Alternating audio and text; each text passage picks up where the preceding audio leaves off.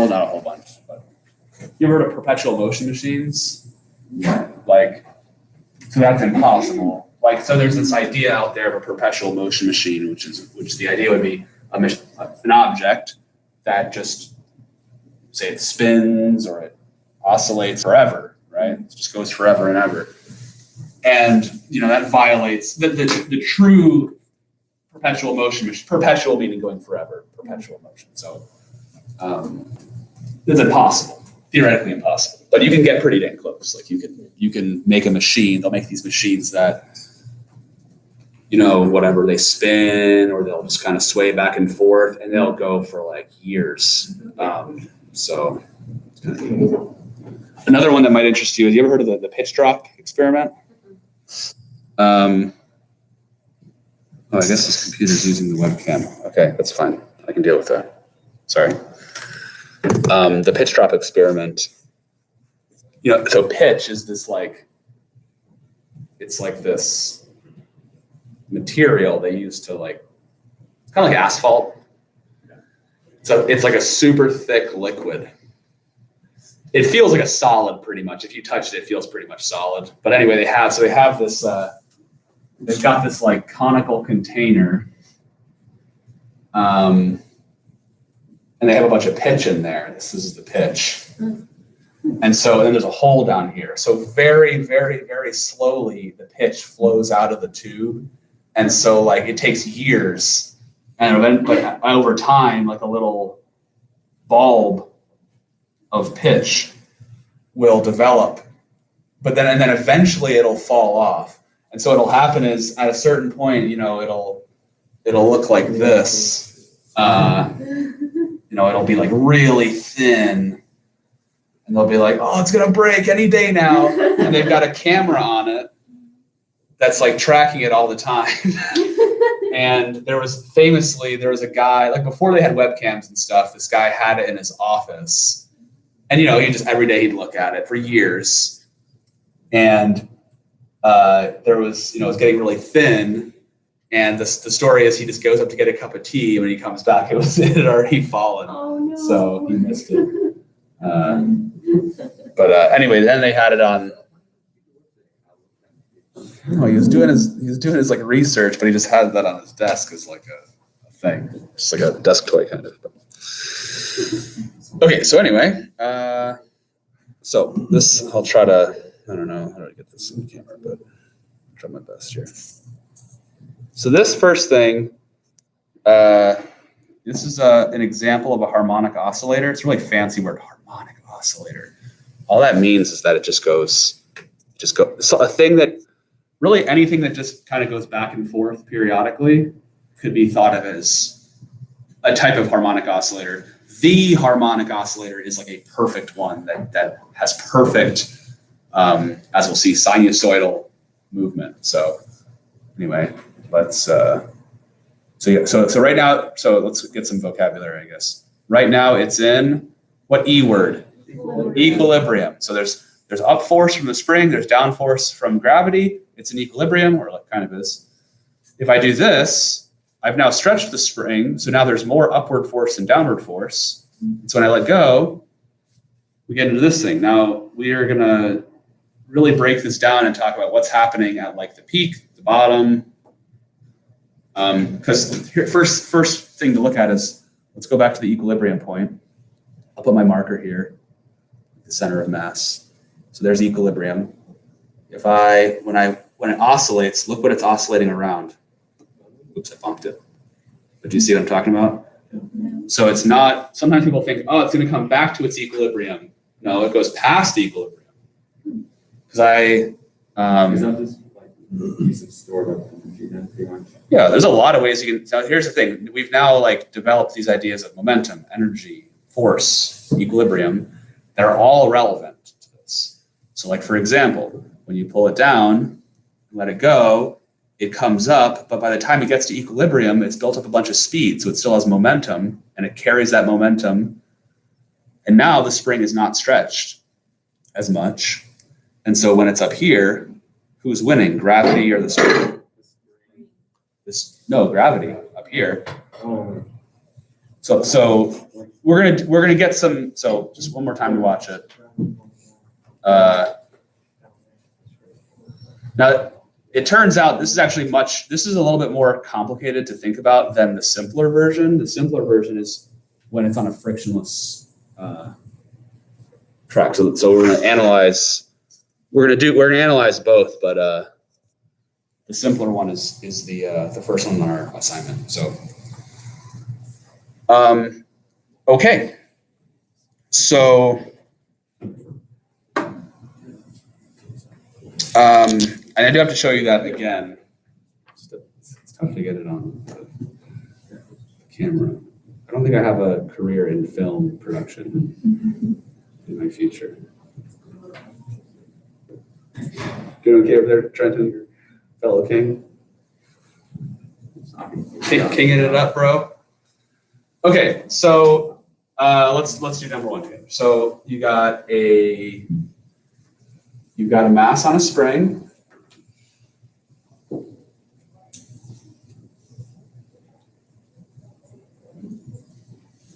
right. The spring has a K value. And so let's say we displace so this is, let's call this equilibrium. So this is the zero position, equilibrium.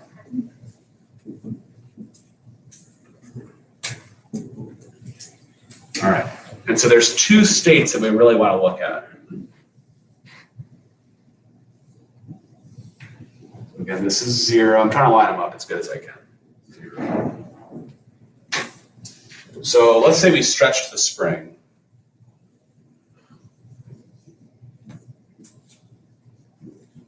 Like this. So we stretched it out. The problem says, suppose the mass is displaced a distance x. So the displacement is x. Does that make sense? So this would be our initial state. How much energy, so question A is, how much energy did we store in the system by doing this? 1/2 x. Very good. 1/2 k times x squared. So right off the bat, you got a whole bunch of things to think about.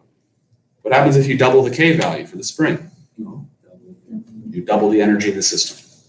Okay. Let's say you doubled the displacement. So you pulled the mass twice as far as you typically do. Well, that would quadruple the energy stored in the system. So there's one down. Notice this might surprise you. What number or what value does not have any bearing on this? The mass.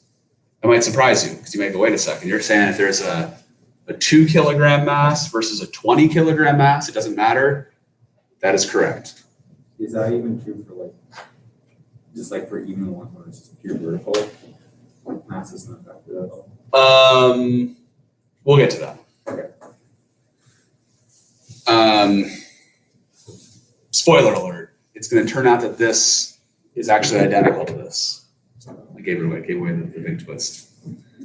Now that might confuse you because wait a second. Here, gravity is in play, right? Yeah. Obviously, gravity is a relevant force, whereas here, gravity gets canceled out by the floor's normal force, so it's immediately irrelevant. So why does that happen? And the answer to that is because you start off at equilibrium, and at equilibrium, the gravity has basically been canceled out by the spring, and then because it all comes down to how springs are linear. So from this equilibrium position, everything's linear in the same way that this one is. So anyway, man, talk about major spoilers. Snape kills Dumbledore. Am I right, guys? Man, that's horrible. Did you ever see those videos of the people that would go get the early release Harry Potter? They'd get the book somehow early and they would drive to Barnes and Noble at midnight and scream Snape kills Dumbledore to the line of people waiting for the midnight release. That's an epic game moment, an epic prank. Wait, people actually did that? Yeah. That's so cool.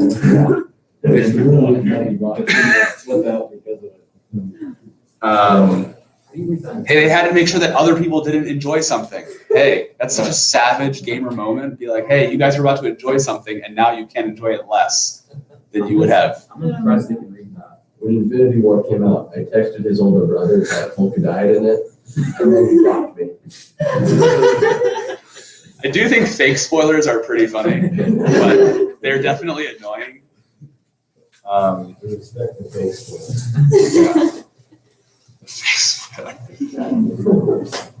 I saw a movie, I can't remember what it was, maybe I'll remember later, but where I somehow was convinced that like the main character was gonna die, and like the movie is like coming to an end, and I'm like, wait a second, when are they gonna die? It turned out it was like a wrong spoiler. It got like the last 20 minutes was really confusing because all the action that happened, I was like, wait, are they just gonna just die randomly? Like at the end, it makes no sense.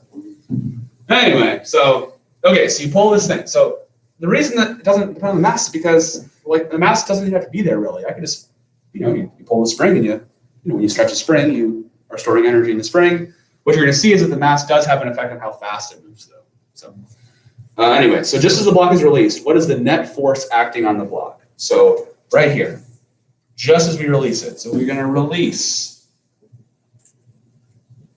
the block. What are the forces at play here? There's gravity. Well, gravity cancels out with the normal force. I like that. The force of the spring. Yeah, the spring is pulling it this way, and the force is just the spring force, Kx. We all understand that? We've actually done this exact problem where early on where we said, you pull a mass back on a spring, you release it. What's the acceleration right as you release the spring? And the answer to that is, well, if F net equals ma,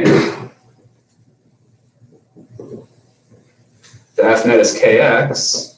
What does that tell us? It tells us the acceleration is kx divided by the mass. Does that make sense? So if you attach a big mass, how does that affect the acceleration? Slows it down, less acceleration. So that hopefully makes intuitive sense, right?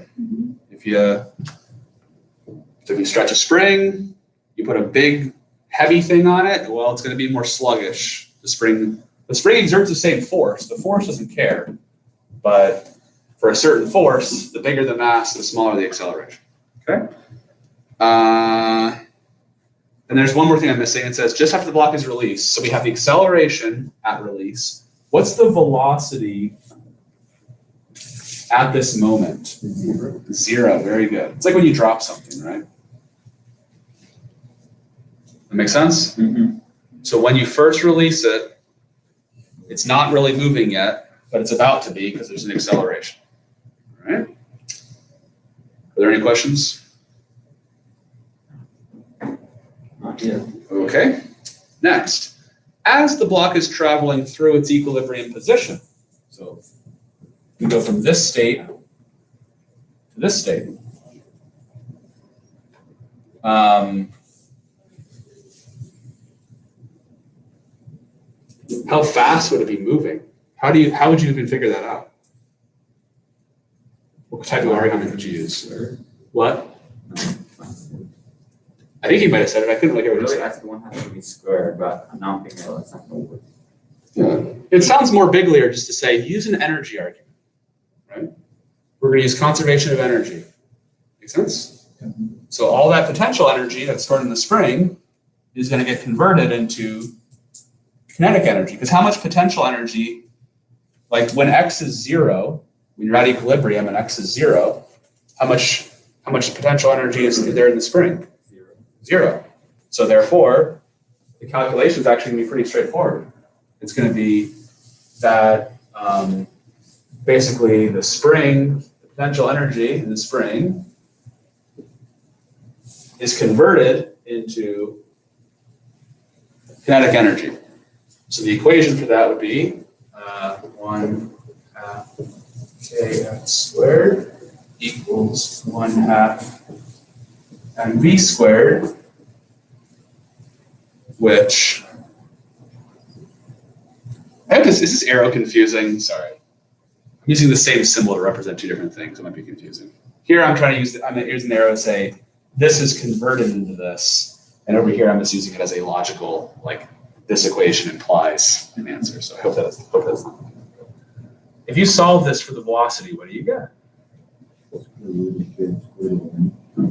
Yeah, so you're going to get, so the 1/2 cancel out, cancel. You divide by m. So you have k divided by m. And when you take the square root of both sides, the square root of x is just going to be x. Sorry, the square root of x squared is just going to be, so I'm sorry.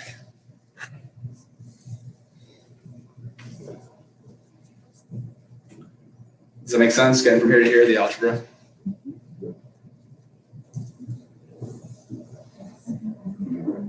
Okay. So, does this all still make intuitive sense that, for example, the stronger the spring, strengthening the spring does what to B? Makes it bigger, right? If you do this with a really strong spring, right? One of the reasons why garage door installations often very dangerous, because they involve really strong springs. So if you like compress that spring and then you make a mistake, it can go pew, give you a boo boo. Just Like slams and I've heard that it's one of those things that even people that like do all their own home improvement, a lot of them will just be like, I'm not going to do the garage door though. I'll just hire a guy for that. Scary spring. Anyway, increasing the mass. Put a heavy block on the end of this. What does that do to the velocity? Decreases it, but non-linearly, right? Doubling the k value changes the velocity by a factor of root 2. Non-linear. Oakley dokley? Are we okay? Okay, now at this, I'm sorry, I'm kind of running out of time. Let me box these up. So this is part A, part B, part C. I'm just kind of missing some stuff here because part C is also asking us for what is the net force? What's the net force right there?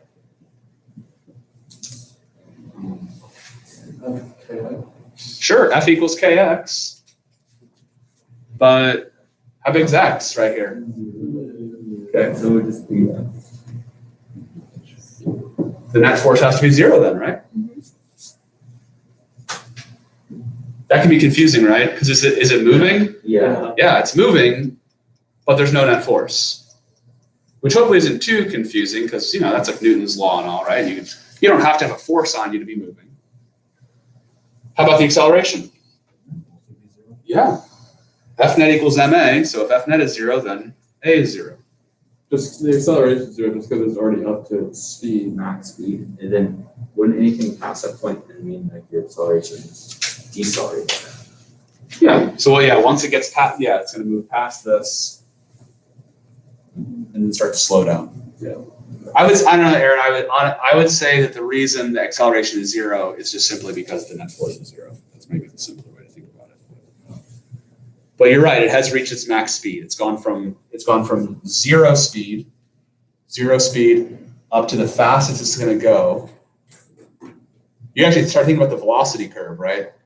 This is getting ahead of ourselves, but if you were graphing velocity versus time, the velocity started at 0, right? It hit the maximum velocity at some point.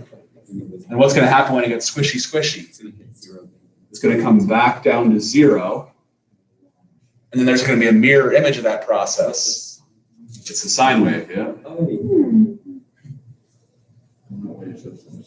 So the velocity is going to go boom, increase. It's going to hit a maximum velocity when it's passing through the equilibrium position, and then it's going to then this whole time be having a negative. I'm going to have to redraw this when we actually do the official answer because technically when you start this off, it's being pushed to the left. So we're going to start off with some negative values. So it actually should probably be like that. We'll get to that when we get to part E. What? That'd be the inverse sign function. No. You're just thinking of negative sign, not inverse. Inverse sign is the inverse function of sign. The two classes are like crashing into each other. What are? Mixed up. Oh, yeah. Yeah, calculus was invented for doing physics, so it happens. No, that's not really calculus. That's just trig. It's interesting where does the trig come from? Like you're like, where's the circle? Right? Sine and cosine is all about circles. So where's the circles? But yeah, imagination. Okay, anyway, do we understand part C? As it passes through equilibrium, it's going to have no net force, no acceleration, and then it's going to have some velocity that depends on the mass, the k, and the x being the initial displacement. Okay. So then, and then just, it doesn't really ask us to look at this, but just so you're not confused here, the mass would then hit, by the way, guess how big this distance is here? X. Right, it's a lot like when if you release a thing to roll down the ramp, it's going to hit the same height, conservation of energy. So all that potential energy got converted into kinetic energy and then back to potential energy. And theoretically speaking, it should all be conserved. Now in real life, some of that energy is dissipated through heat, sound, friction, stuff like that. Air resistance. Okay, D, I got to just give you the answer. If this were a calculus-based physics class, you can derive these with differential equations, which is a very interesting problem. But so the frequency is related to this value, k over m. Kind of interesting how that pops up. And then there's a factor of 1 over 2 pi in there. Feel okay about that? And I hope that makes some sense that the bigger the velocity, right? If this number is big, the square root of km, if this term is big, then you're traveling quickly through your center equilibrium point, which would go hand in hand with having a very quick frequency. So if you're doing, if your system is doing this, right, that's a high frequency and also a high velocity, right, through the equilibrium point. Whereas if your system does this, that would be like a slow velocity and a low frequency. You got a question, Aiden? Yeah, why is it 1 over 2 pi instead of just 2 pi? Because it's with the Instead of what? Instead of just straight 2 pi, because it's a frequency, not a period. Well, that's a good question. Because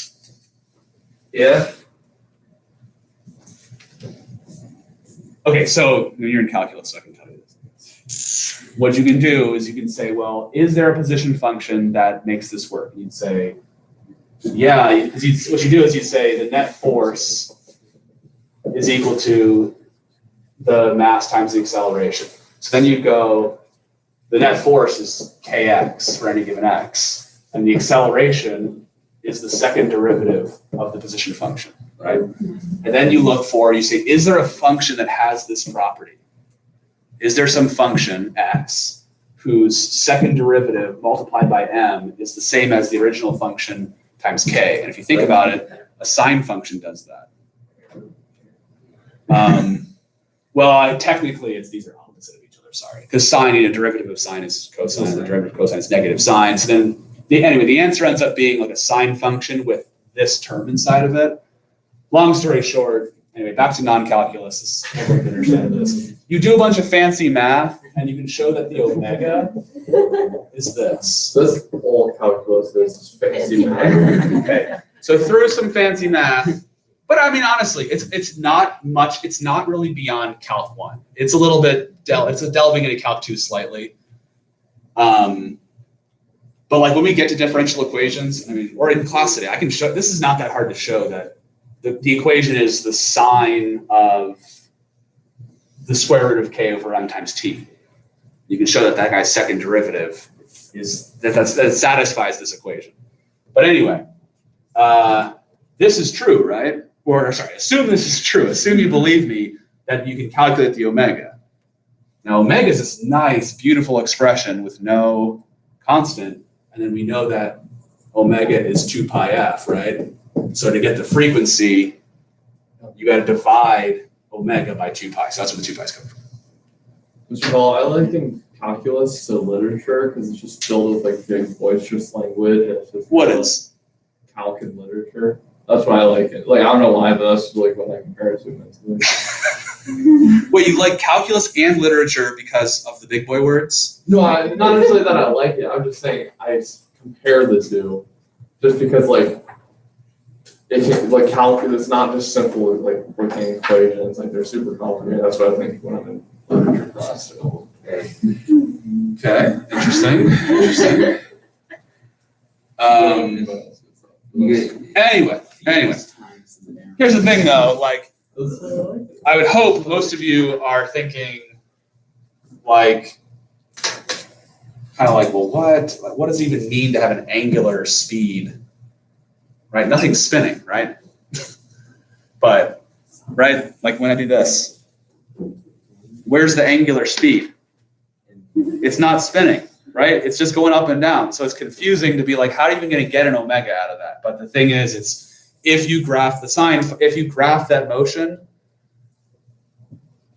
you can make it analogous to circular motion, and then you can talk about an angular speed. Talk about how many, because like here's the thing. Watch.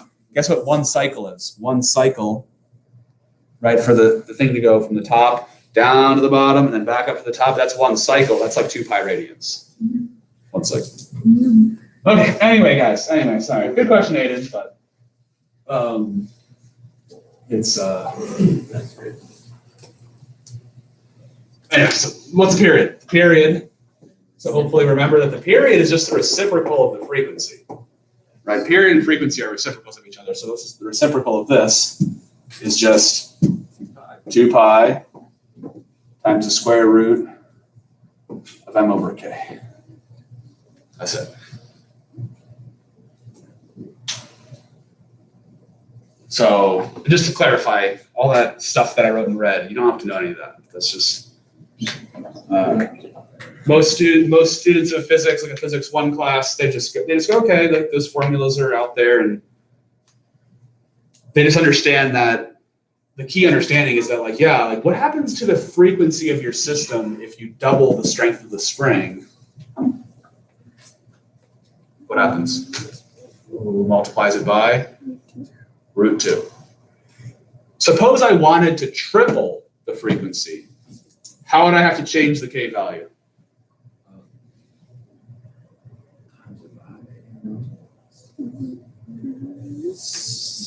9. Do we understand? Okay, confused? Okay, so I got it now. Thank you. yeah, we put a little 9 inside there. The square root of 9 is 3, so I've thus made the overall number 3 times bigger. Likewise, let's say I wanted to make the frequency 5 times bigger, but I only have 1 spring, and I have to change the mass. How do I make that 5 times bigger? Make it a 25th. Multiply by 1/25th. Right? Okay. Fascinating stuff. Okay, we got to do the 3 graphs. All right, this is about to go bye-byes. Going bye-byes, you guys. Feeling okay? All right.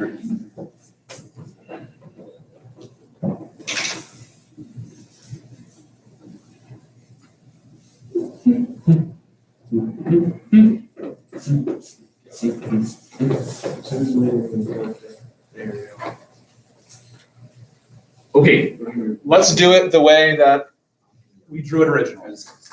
Okay? Where, in fact, I feel bad that it's out of chronological order. So suppose that so there's basically 3 states we have to focus our attention on. Let's say this is 0, 0. Okay, so one cycle looks kind of like, it starts off stretched out, okay, where this is some distance x. So this is the first stage 1, or this is the initial setup, right? The initial state of the system is like this. You let it go,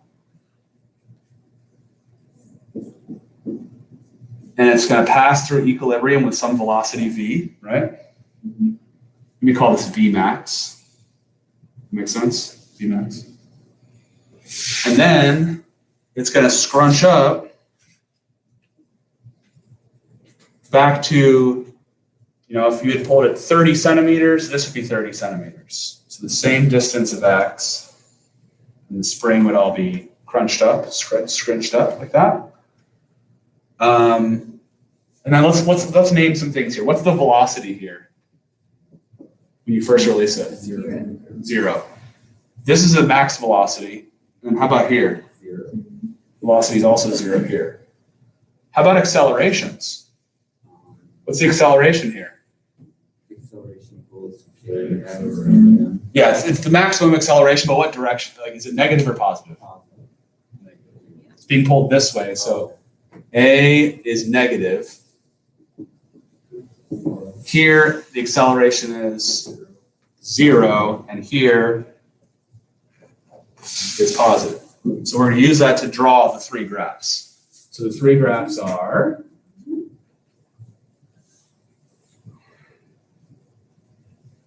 okay, we're telling the whole story here. You ready? This is going to be position. I'm going to call this x naught for starting. So this is position versus time. Okay? Vertical axis is position, right? X position. Horizontal axis is time. Everyone okay with that? Where do I start? Initially, time 0. I start at, we're going to call it x naught for our purposes here. But yes, x. I know it's a little confusing because I'm calling it. Earlier we said that distance was x, but for the sake of this, you can call it x if you want. You can call this position, and this could be the initial x. But whatever makes sense to you. All that matters is you understand it. So what's going to happen between here and here? The position goes from this positive number to 0 to this negative number. And then what's going to happen? It's going to reverse the process, right? So what does that look like? It goes,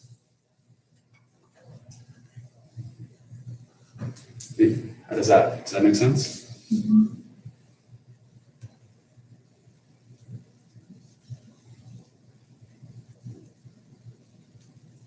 We sure there's no questions? Yeah. So this is starting position. This is it passing through equilibrium, right there. This is it hitting its leftmost position, right here. This is passing through equilibrium again. But notice the velocity is positive this time. The slope is positive. And then this is it hitting, going back to its starting position.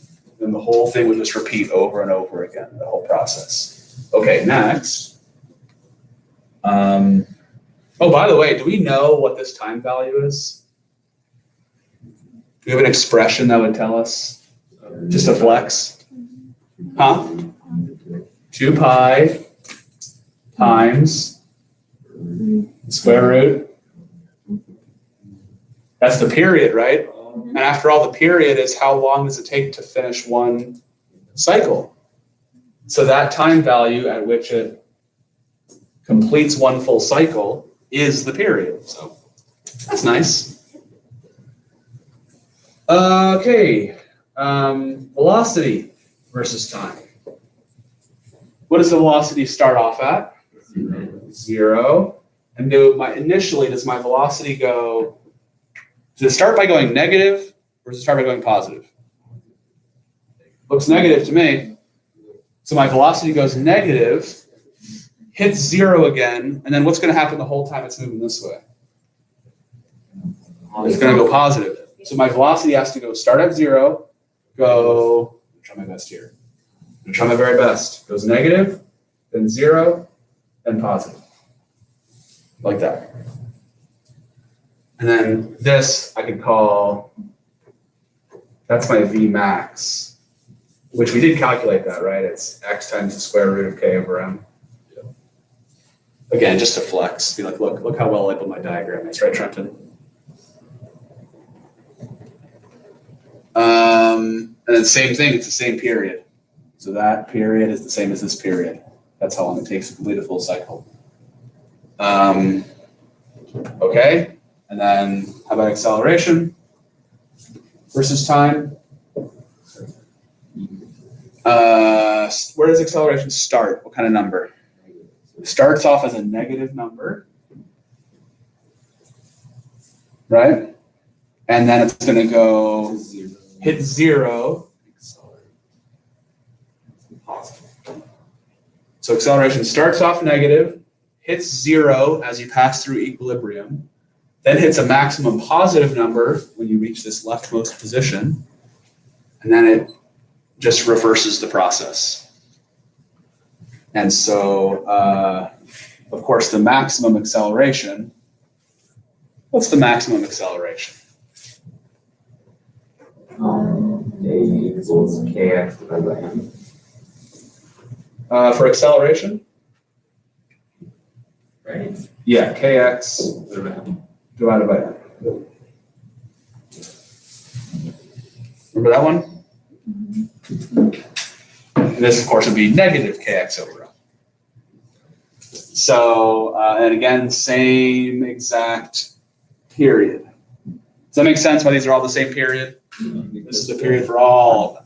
And does it also make sense how it's the exact same curve? Just, if you look at a sine curve, these are just different chunks of the curve. We'd say they're out of phase. They're phase shifted. So it's like, oh, this is this part, or it's this part, or it's this part of a sine curve. Okay, or a cosine curve if you like that better. You know?